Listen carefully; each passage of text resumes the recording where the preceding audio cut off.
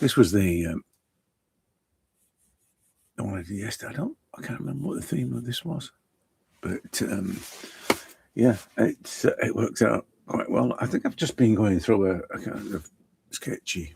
Sunday morning's lesson was very much a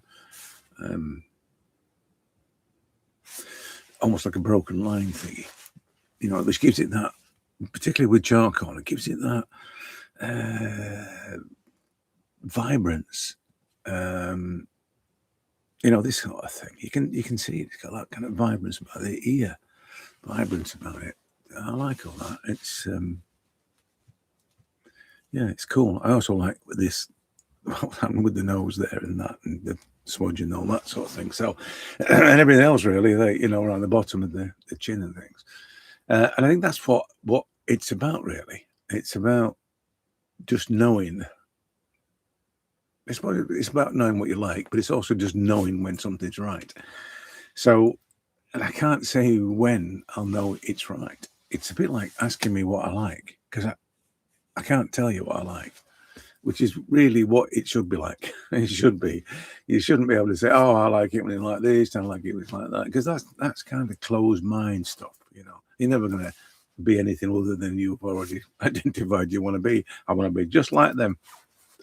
No artist wants to be just like someone else today. Nobody. Girl, yeah. And so, all this is what infuriates me about all the rules and regulation stuff. Draw a circle, draw a square, planes, this, that, and other. And a presto. It's just like, let's do it like everybody else. Oh, and they'll say, oh, well, you learn all this stuff, and afterwards, then you can find your own path. No, it's too late. It's too late. You're ingrained within the system. You've been assimilated. You will do it their way, or it's no good. But that again is the knowing,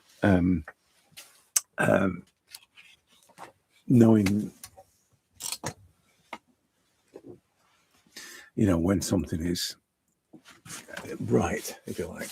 You kind of know when you know. It's instinct, intuition. It can be all the influences you've ever seen. It could be the way you're brought up. It can be circumstances. It can be all these things combined. I'm going to draw this guy, by the way. I'm not sure how this is going to turn out either. They just love it. It's the only reason I do it, because I never know how it's going to turn out, right? But it's all these other things. It's all these things that are at play with, at the moment that you're making these kind of decisions. And what I like about it as well is that, when you're drawing, you're actually in the process, that it's being applied at that moment. It's not, if I do the anatomy here and this, that, and the other, and there's a plane there and all that kind of thing. That is just you constructing something that somebody's told you how to construct. But if at the moment that you're making these marks, there is this element of instinct, what happens then? Obviously, you're going to develop observational skills, and that's it's almost like a natural occurrence that you will develop observational skills as a natural consequence. So practice or instruction and how to do that is a little bit unnecessary. Your desire is to capture something, and the way you feel about it is going to determine how you capture something. It's as simple as that. But at the moment at which you're doing it, right, is the moment that you know. You know what I mean? And I can't tell you how to get to that place where you know, but only to say you got to trust your gut, your instinct, and that is the only way you can do it. You've got to know within yourself that this is really the moment at which your creativity is going to manifest, and that is the moment that it matters. It doesn't really matter afterwards. It doesn't matter when you've finished it. It matters now. So it doesn't matter 3 weeks down the road when you've been fiddling around with a portrait or a drawing, trying to get the tonality right. It doesn't matter then. It's too late then. It matters here at the point at which you're manifesting, which is kind of, it's a bit hocus pocus, that kind of thing, isn't it? But it's not that. It just means that when you're doing it, but it's more than when you're doing it. It's more of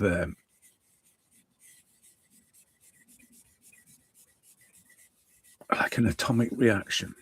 You know what I mean? It's that. It's when all your cells are colliding to create something. Imagine that. I mean, imagine the significance of that. I mean, this is way beyond the things I've been talking about, the play and all that sort of thing. That is, but the play thing is simply a case of facilitating this chain reaction thing, this atomic reaction thing, and that is the wonderful part about it. It's this thing that's happening. You can see there are, those people that don't necessarily draw subjects but paint on a wall, that throw paint at it and things like that. It's happening when they're doing that. It's happening there, but it's in such a raw and visceral state that it becomes whatever you want to call it, abstract, surrealism, whatever. I don't think it's really surrealism, but it becomes a different form. It doesn't matter. It's still about this atomic reaction thing. But as I said, just think about it in those terms. Like how significant that is. It's a wonderful thing. That I don't think we understand that enough. The importance of that enough. That we give in to that. And this is the problem with drawing. Realistic things, portraits, objects, whatever. That it becomes about drawing realistic things, as opposed to a creative response, and inevitably it becomes about how to draw realistic things, which is what I was saying the other day about getting stuck in the how. And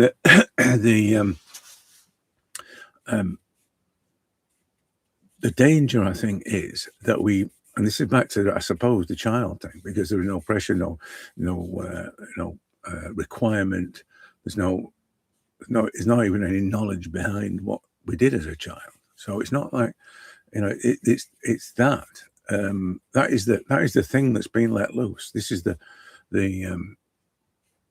creativity that's been let loose, or whatever you want to call it, because it's not just creativity. It's a creative act, I suppose, or the appearance of creativity. And that's the problem with it as well. There's another problem with this appearance of creativity. People can draw, right? They can draw. They can learn to draw and call themselves creative. And to all intents and purposes, the act defines who they are, and the outcome defines who they are. But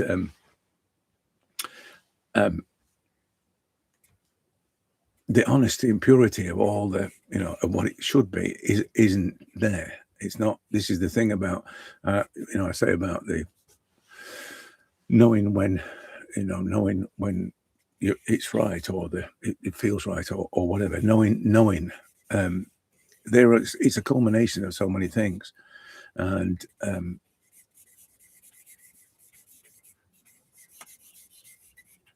if it becomes trapped within one definition, because our art exposure, our culture exposure, because it's not just art, and our humanity, because it's not just a culture, should be wide and diverse, and accepting and open, and all the things that should make humans humans, and unfortunately is ignored, and ultimately results in bad things happening.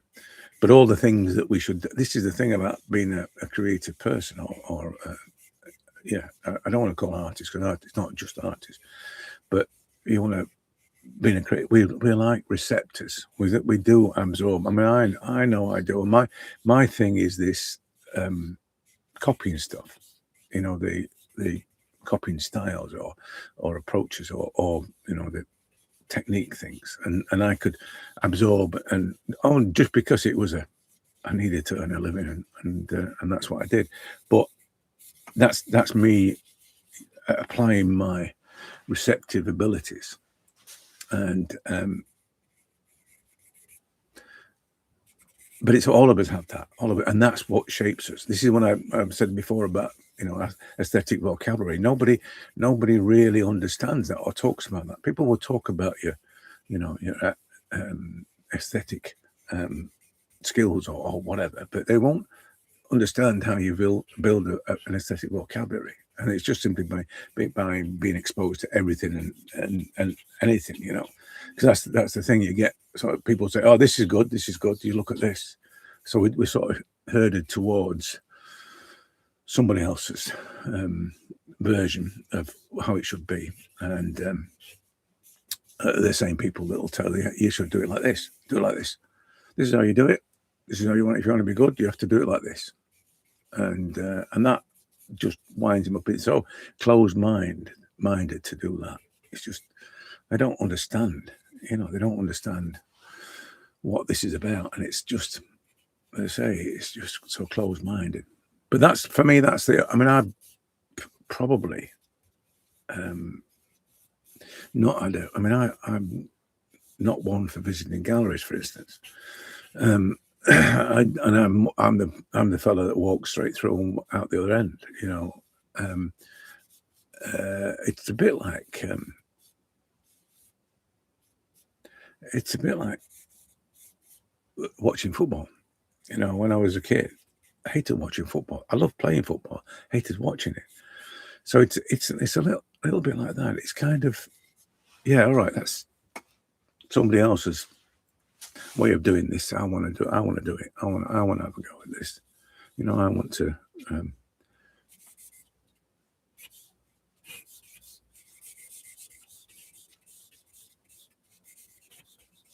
see what sparks when I ignite the fire, you know. But that's, I think that's not, it's kind of contrary to what I'm saying, which is to expose yourself to everything regardless. But the problem is with that, I find with that, it is somebody else's, you know, you go to a gallery, it's somebody else's decision as to whether or not this is good or bad. And I don't see the ones that didn't get it. You know, this thing about, I don't know if you'd seen this, but when, you know, there are people that were, you know, 20th century portrait artists and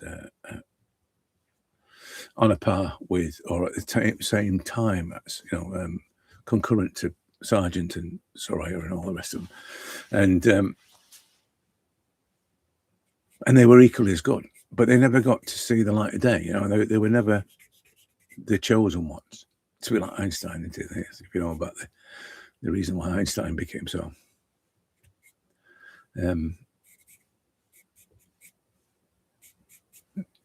beloved. Although I don't understand how the Freud thing really became, but I kind of do at the same time. But yeah, it's like that. There are people that are behind the scenes. So I go into these galleries and think, for every one supposed great painting here, there are 1,000 out there that have never seen the light of day. And I'm more interested in those because we've all got a particular way of answering the calling, you know, manifesting ourselves. We've all got a particular way of doing that. And equally, we're all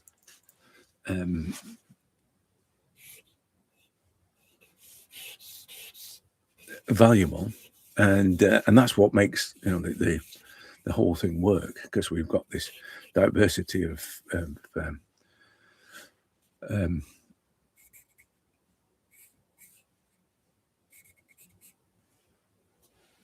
approach and an understanding and manifestation of our thing. We've all got different ways of looking, different ways of seeing, different ways of feeling. So there should be loads and loads of people that produce things that aren't in line with everybody else, in line with, you know, it's the kind of, at the time of Sargent, how many look-alike Sargent type of paintings were there? Painters were there? Lots of them. Lots of them. Why did they think just because he made money, they're all chasing after the same goal? They should be chasing after a different goal. But that's a marketing kind of approach to things. But you know, when the world zigs, you should zag thing. But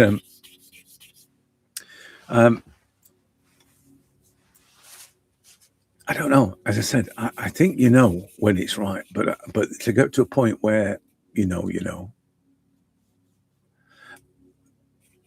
takes a different kind of approach. I don't think it's going to be the usual way of doing it. You know, that everybody will follow. I don't think it's that, because one of the things about the usual routes is that it sets up objectives and it's all right. It's just a plane going over. We get a lot of planes over. I have no idea why. There isn't really a landing.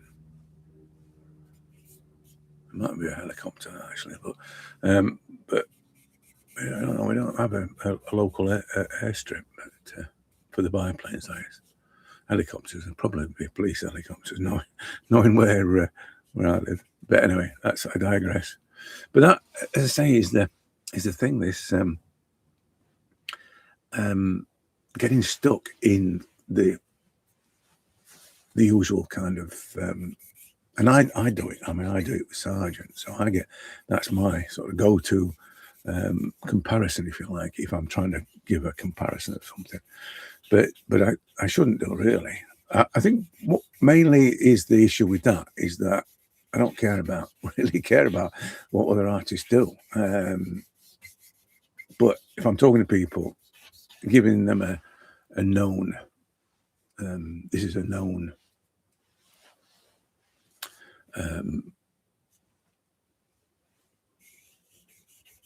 artist, and I can it'd be safe to assume that people have seen his work. If they're interested in portraiture, they've seen his work. So that's the reason why I refer to him. But I'm not somebody who's going to start talking about various artists, you know, and their impact on the world. You know, I'm not interested. That's kind of the point and not the point, if you know what I mean. It's important that we expose ourselves to these influences, if you like, but at the same time, it's important that we don't become what we're influenced by. That would be a complete waste of time. But it's a thing. People still do it. People will, you know, wherever you go, you're gonna come across these people that will take somebody else's approach and adopt that approach and suggest that it's the right approach and all that kind of stuff. And that I think that's part of the problem. I know. I mean, from my point of view, I just like what I like, you know, and how I got to that place where I like what I like is probably been the 65 years that I've been on the earth. But my missus has got this thing of, she's 100% certain of what she doesn't like, and she's 100% certain of what she does like. And it doesn't matter, you know, whether she's a fashion designer, so whether it's a garment or a painting or a place or a piece of furniture or whatever, it's clear, you know. And that kind of single-mindedness, which is attached to her creativity, you know, this is the thing, it's attached to her creative outlook. But it's not assessed as a creative. This is weird. This is not assessed as a creative decision. It manifests as a like or a dislike, and that is a kind of a strength that we need. You know, if you're going to do this, you need the strength and the commitment to your own conclusions. Otherwise, you're just going to be a doer. You're just going to be one of the workers. They just do it like everybody else. And that, if you're an artist, that's just, as I said before, you don't want to be like somebody else. You want to, you know, show the world what the result of your internal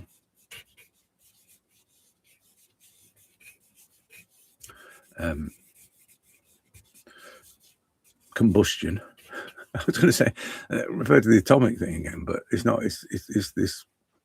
When there's all those chemicals in a bottle and you shake it up and something happens. And that's kind of what being creative is.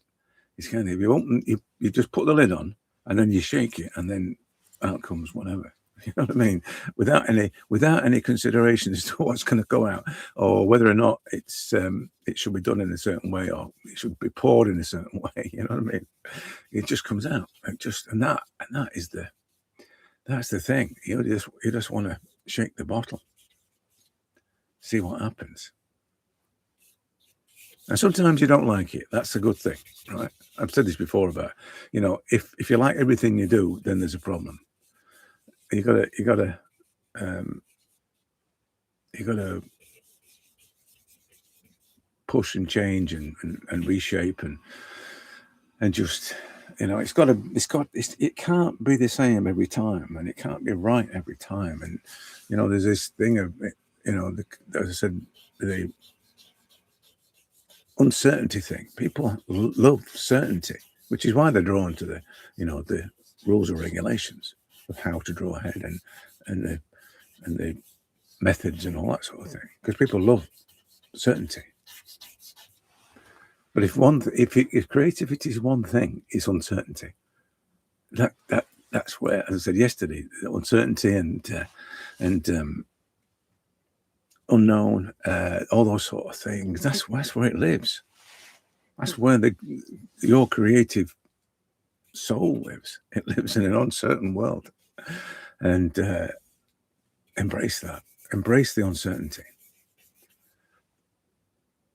The thing about the thing about obviously I'm talking about the when you know, and the instinct and intuition stuff, which is not really instinct and intuition. It's just that we ain't got words to really explain what it is. It's other things. It's like, as I said, it's being exposed to various things in your life, and just the way that, it may even be genetic, it may just be how you look at life.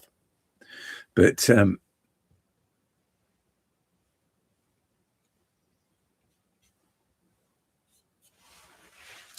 the desire to make it right every time,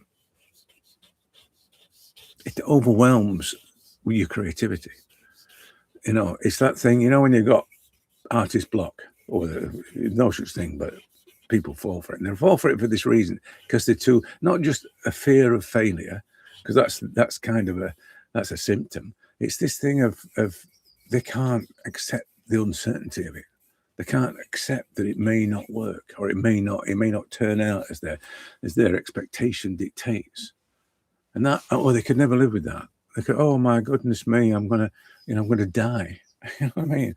And I say, nobody's died from putting a mark in the wrong place, or not quite capturing the eyes. You know what I mean? They may have, I don't know. May have taken their own life because they didn't. I don't want to go there either, really. But you know what I mean? It's like, why is it so important to be just like everybody else, to do it just like somebody else? Why is it so important to be able to make a copy of this face to a point where it stifles you? Why is it so important? I don't know. I don't really know. I mean, I think I'm lucky, because I don't have this. I don't have a need to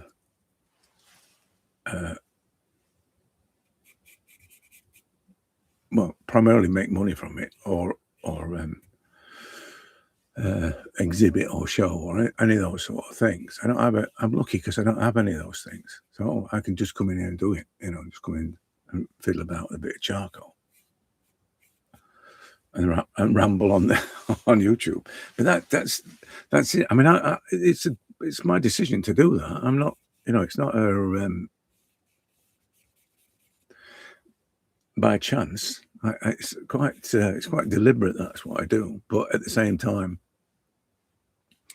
it's a free and in a way not considered. And the other thing I consider really is that, you know, when somebody, there's been some great, lovely comments on things about, you know, finding your way and stuff like that. And when people say things like that, it just makes me think that I'm not the only one that is struggling with this. You know, it's like there's just a lot of people that have been, you know, they want to be creative, but it's kind of almost like they're being forced to do it in a certain way. And it just stops them from being creative, and they can't, for whatever reason, evolve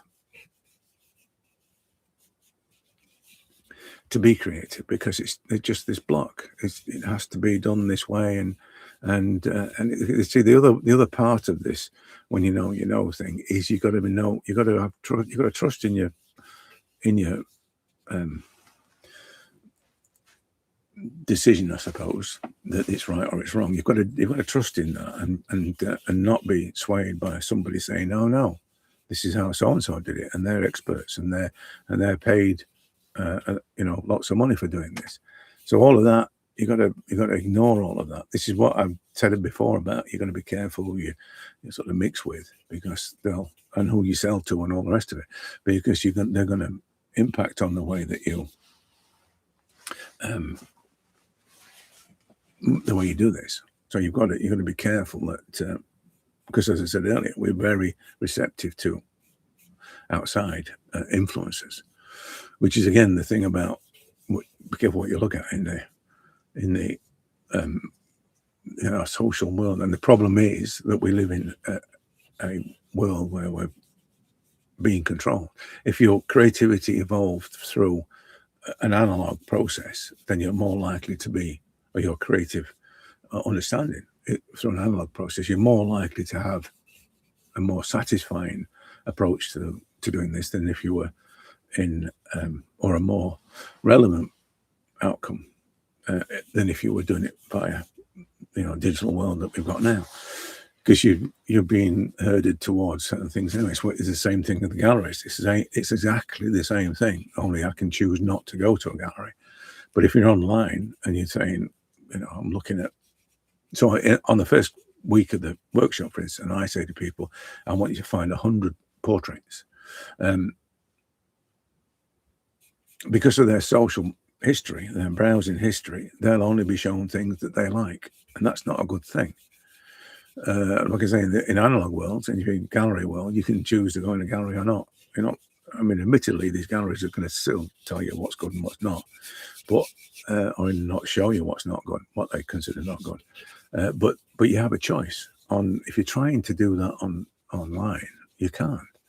It's the downfall. This is the stupidity of everybody. I think, oh, Google killed the libraries. No, they didn't. It was the idiots that were or thought they would. It was that. They didn't kill the libraries because nobody thought, hang on a minute, this thing is going to act as a gatekeeper to the information, because it's going to be driven by people's fleeting likes. Because that's the thing. It's when I talked about the a cappella thing. I saw this guy doing a really clever thing with a cappella on Facebook, and he filmed himself singing various parts. I did that. Really clever. Watched it once. For about 3 weeks, all I saw on my stream was a cappella. I saw it once. It's a bit like, I tasted that particular hot sauce once. Let me say I want a hot sauce every week, and that's this is the loyalty systems you get in these shops. Forevermore you're being you buy one get one free, and they're forcing down your throat the thing that you only wanted to try once. And that's kind of the art world. If you're our interaction with the online art world. So you're always going to be showing things that they think you will like. I like everything. Don't just show me just one thing, and then that's a problem. So our influences that we're going to base our reaction on are going to be skewed, aren't they? So in the first week of the workshop, it's difficult to do, but my instruction, if you like, to find 100 is to find 100 of portraits that you don't like, and that's the task. So it may well break the algorithm so that people can actually get to things that are more significant rather than the usual sort of stuff. It's a bit like the Sargent thing, it's like, why do we all know Sargent? And the Einstein thing, why do we all know Einstein?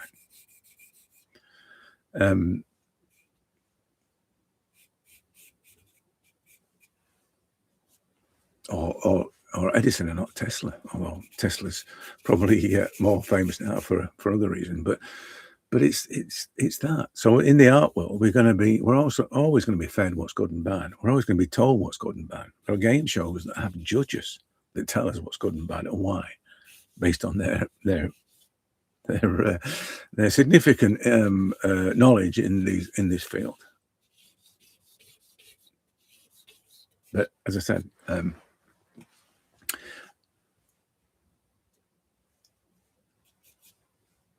I think the fundamental thing is you have to trust your gut. Continue to expose yourself to creative cultural influences. Decide on whether you like them or not, obviously, and stick to that. But at the same time, it's being absorbed. It's building your aesthetic vocabulary. That's what's happening. And as I say, it happens. Your implementation of your creative or creativity happens at this point now. It doesn't happen afterwards. It doesn't happen before. It happens now. I've said this before, but this is creativity. This is it. So you see that as creativity. It's not after or before. It's now. And it's not about preparation. It's now. And I have this thing I've said to you before. I can't draw the same thing twice. I'm pretty much sure I've drawn this guy before, but I'm at that point now, but I can't remember. I have done so many drawings that I can't remember what I've done, which is a good thing, because it means I'm not going to run out of references, because I can just keep getting although I don't, this is not from my library of references. This is from another one from Pinterest. But that's as I say, that's good. So I can't draw the same thing twice because of this reaction that I have. This primary reaction that I had to this face is, for me, the only reaction that I'm going to have to this face. After this, I'll have a different kind of reaction. So this is, that thing about, I can't quite get the nose right. So next time I'll keep drawing it until I get the nose right. That one. I can't do that. I can't keep. I'll go on to the next drawing, and I'll make sure I'll figure out a better way to draw the nose. But this idea of doing it again in order to get some part of the face right will push me towards the doing, and the actual mechanical solutions. And it does with everybody. It pushes everybody towards the how-to process. The understanding the nasal structure and the bone structure and all that kind of stuff. It pushes everybody, because you're looking for a reason why you didn't quite get the nose right. And as I said, I think I'm terrified of that. I tried to work out the other day about this, because I see these all the time, the how-tos, and I'm dead impressed with them. They really are certain about the fact that this is the right way to do it, and that certainty is and how they've arrived at that certainty is really impressive. But I've got this almost repulsion towards it. It's wrong. I think it's to do with all them years packing it in and not doing it. I think it's to do with that, because I did. It did have an impact on me, and I'm still like that now. And now it's like I've got a chip on my shoulder about it. So anybody that comes along and says this is how it should be done, I want to tell them to go and do one. It's just like, no, it's not. because they're the kind of people that stopped me from doing it, as I say, all those years ago. They're the pseudo gurus, self-appointed, you know, self-appointed experts. But yeah,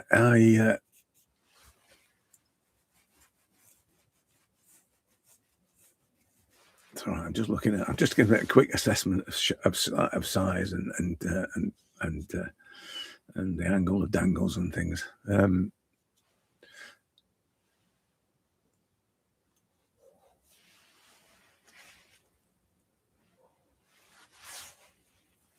I think I might need a little bit of more sharpness on the charcoal. Try not to get too much into the specifics of things. You know, it's going to have a definite outline on. There's a Chinese guy that paints. I can't pronounce his name. Obviously, I'm an idiot, and I should know. But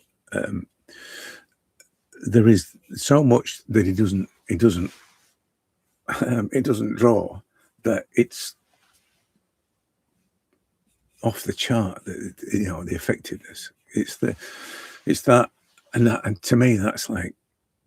I mean, there is a contrived style about it, which it's inevitable, I suppose, with his background and stuff. But he's a master to people, and they emulate, and he teaches and whatever. So and it's inevitable that there will be a predictability about what he does, and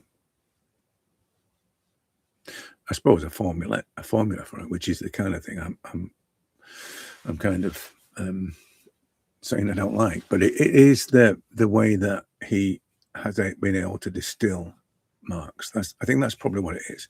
It's not the reduction thing, although distillation would probably imply that for me. I think it's the reduction thing. You know, it's the taking away what's not necessary thing.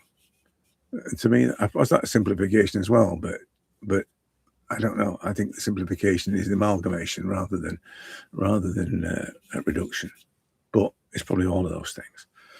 But yeah, as I say, this guy can just use the fewest marks, and that's back to the implication suggestion thing that I like. But I only really discovered that from Sargent. And why is it that these 3 marks imply the fold of a dress? It was that kind of thing. But there again, you see that's influences that I've absorbed, and they manifest in what I do. So, and that's not a taught thing. That's not a learned thing. That's not a thing that I went out and decided I was going to do, or that anybody told me I should do it that way. It's not that. It's just something I've seen and thought, that's cool. That's something that I admire, and it's been absorbed into my process, if you like. I want to use that horrible word, but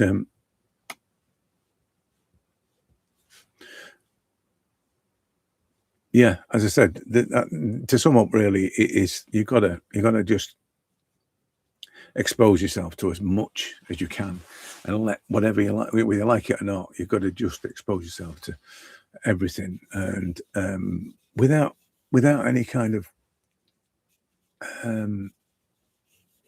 judgment.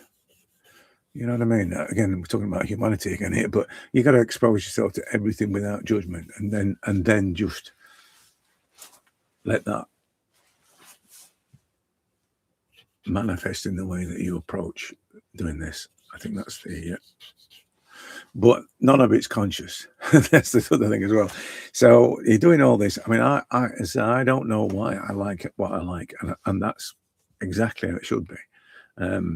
If I knew why I like what I like, then I wouldn't like what I like, if you know what I mean. It would be a conscious decision to like it.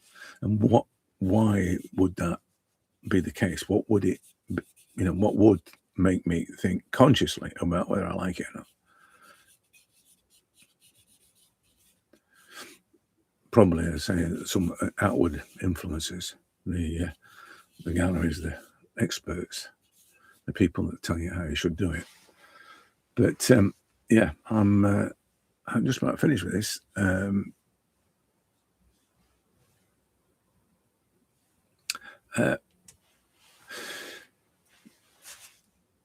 Which is another thing. People, you know, when there's something done, kind of thing, is another one of those that people believe it's just a judgment. It is partly judgment.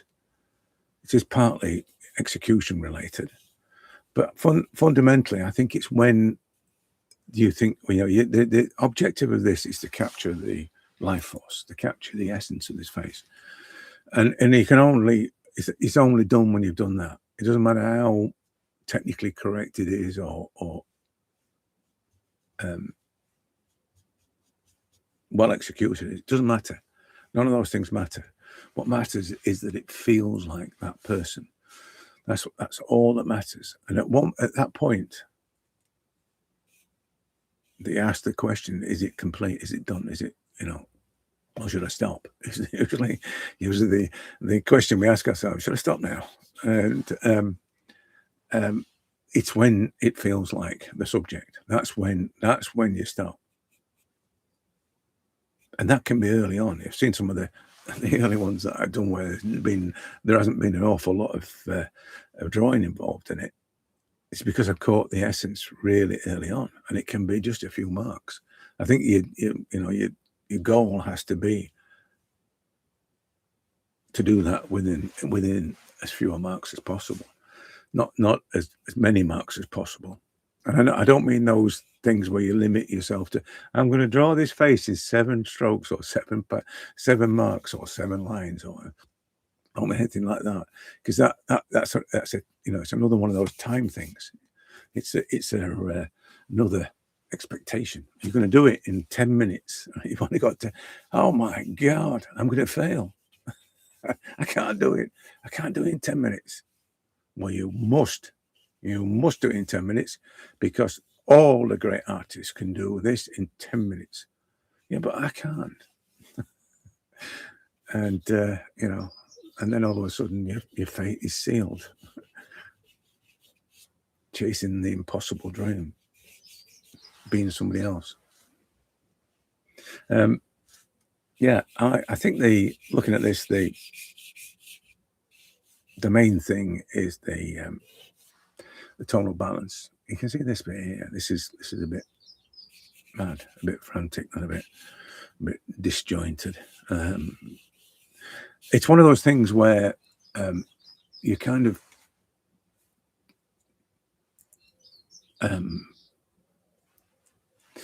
you have to be.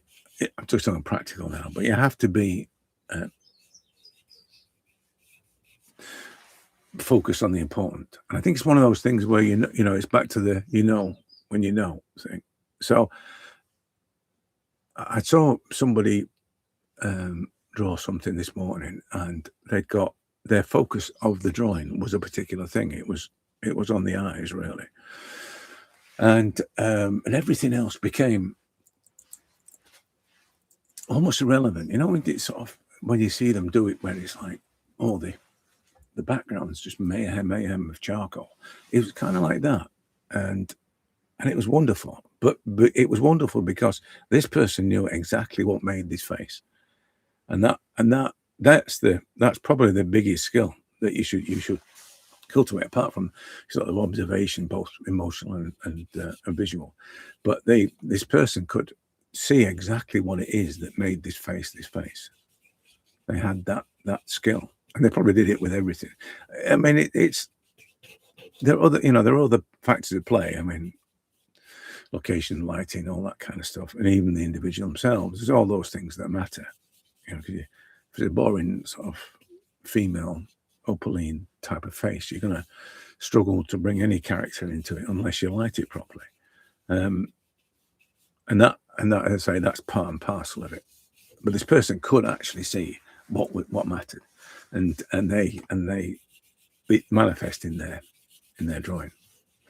And all you were drawn to was what was important, because they made sure that happened. That was. I want to tell you what's important about this face, and this is it. This is the thing about, when people copy other artists, they're copying their decisions. They're not copying their technique. That's what they don't understand. I'm doing a master copy. Yeah, but yes, okay. To understand their marks, as someone once said to me, to understand the way their mark making process. Well, that's fine, but you don't understand their decision process. And the decision isn't just, oh, they made that bit light and that bit dark. The decisions are based on their human reaction towards this individual, which is borne out by the fact that so many of these famous artists fell in love with their muse, and the fact that they had a muse was an indication of how this works. This emotional connection thing. So, but as I said, as far as what we think is right and what we think is wrong, you've got to go with your gut on that. It's definitely an instinct thing. I would say you just got to expose yourself to everything, good or bad. Expose yourself to everything. Don't just take it as read that this is the only way. If you're going to draw portraits, this is the only way you should do it. Don't just take it as that. There are many ways to do it. Do them all, or do none of them. That's me. I don't know any of them. So I'd never go near a how-to or a method or any kind of rules.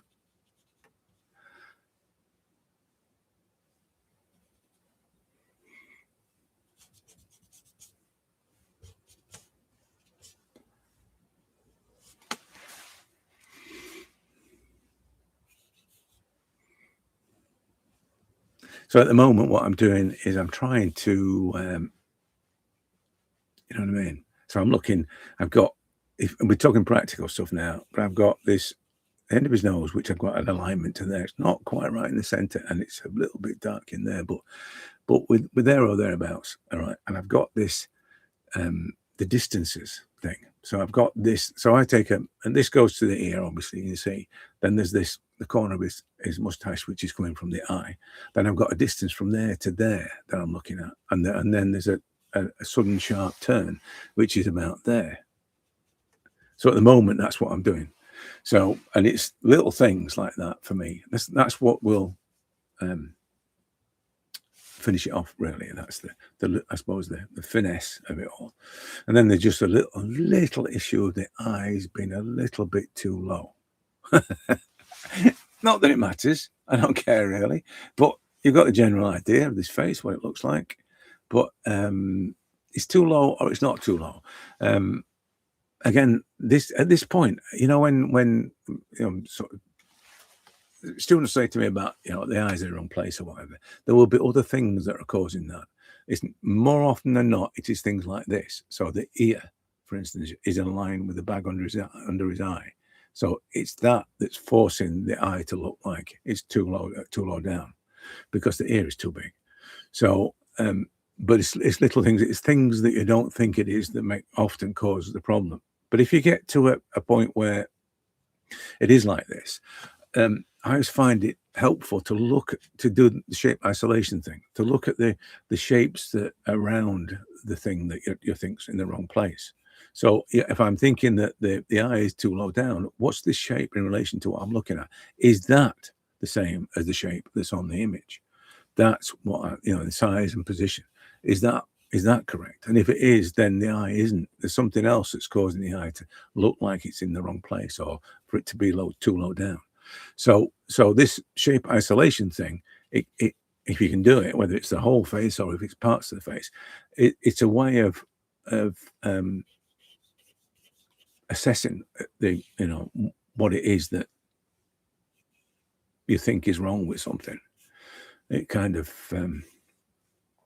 if you can see, this is back to the see thing, by the way, the observation thing. If you can see with accuracy, then you're going to be able to, and you can see the shapes with accuracy. You're going to see past the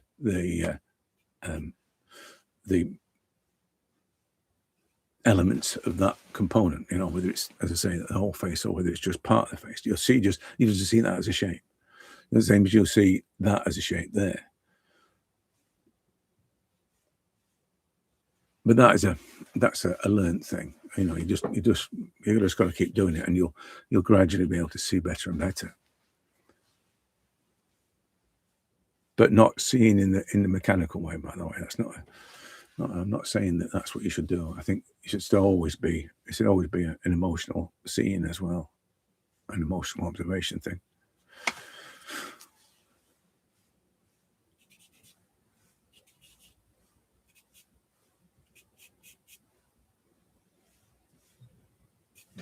Yeah, I think I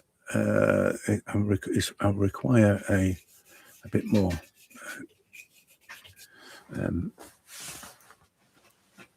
precision with the charcoal. So I'm probably going to finish this off. I'm probably going to do I'm going to sharpen it. I mean, I've used it all the way through. The same piece. It's shop bought stuff. Nothing special. Just cheap charcoal on the usual attic found paper. So I can't even say that's a special thing. But I try as much as I can not to. Talking about the shapes that define thing earlier. I try not to sharpen the charcoal too much because of the I don't want detail to creep into it. So I need it to be impossible to create detail or to fall into trap of detail. I need it to be a blunt instrument for as long as I can.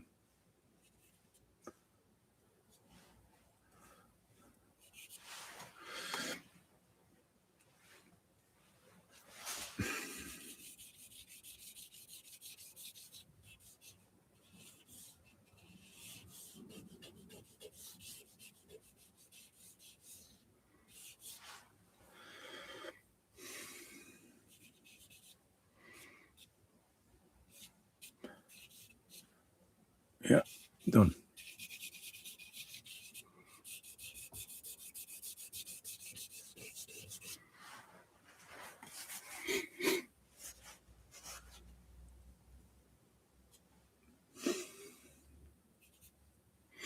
Right, I'll catch you in the next one.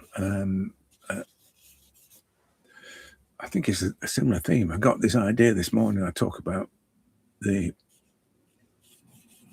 knowing, just knowing that, when you know, and then the other one was about being different, because that's always going to be a difficult one to come to terms with, that unless you've got, there's, I don't know. I think there's probably a psychology behind that, that some people can live with being different. I think on the whole, artists like to think they're accepted. So being different is a difficult thing, unless it's a deliberate difference, which is another way of approaching this. But I prefer a more honest approach to it, to be fair. Just being different for the sake of it. As I said, unlike the sort of commercial thing, zagging thing. Anyway, I'm going to talk about that, I think. I'm going to finish this off, and then I'll show you in the next one how it turned out. I just think the forehead's a little bit big, which is like there, and then across there like that, and then I'm just doing the shape isolation thing now, so it's that shape I'm looking at. That there, not really bothered about it in relation to everything else at the moment. I just know it's a certain shape, and then right. Okay, I'll catch you later.